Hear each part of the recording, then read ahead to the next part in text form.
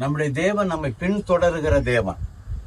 Eden தோட்டத்துல ஆதாம் ஏவாளையும் தோட்டத்தை விட்டு வெளியே அனுப்பி அந்த வாசலில் பட்டயம், சுழல் பட்டயம் உள்ள ஏஞ்சல்ஸ தேவன் நிறுத்தினார். உள்ள வரக்கூடாது. நம்ம எல்லாம் என்ன நினைச்சிட்டோம்? அவர் உள்ளே இருக்காரு தோட்டத்துக்குள்ளேயே. ஆதாம் ஏவாள் வெளியில போயிட்டாங்கன்னு நினைச்சோம். ஆனா உங்களுக்கு ஒண்ணு தெரியுமா? ஏவாள் வெளியில சொன்னா, தேவனால் நான் இந்த பிள்ளையை பெற்றான். யார? காயின் ஆபேல் ட்வின்ஸ். அவங்க தேவனால் பெற்றாங்க. என்ன தெரியுமா அர்த்தம்?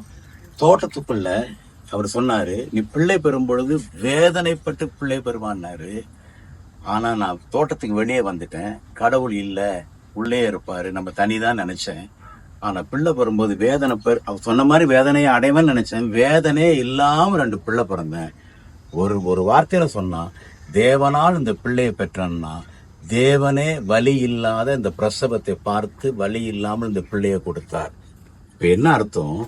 தோட்டத்தை விட்டு வெளியே அனுப்பிச்சாரு தவிர, நீ இல்லாத தோட்டம் எனக்கும் வேண்டான்னு சொல்லி தோட்டத்தை விட்டு வெளியே வந்து அவர்களோடு டிராவல் பண்ணி ஏவாளுக்கு பிரசவத்தையும் பார்த்து அவர்களை ஆசீர்வதித்தார். நம் தேவன் பின் தொடருகிற தேவன். How much lovable heavenly daddy we got. Hallelujah. உங்களையும் அந்த தேவன் எங்கு போனாலும் பின்தொடர்வார். இயேசுவின் நாமத்தில் உங்களை ஆசீர்வதிக்கிறேன். God bless you.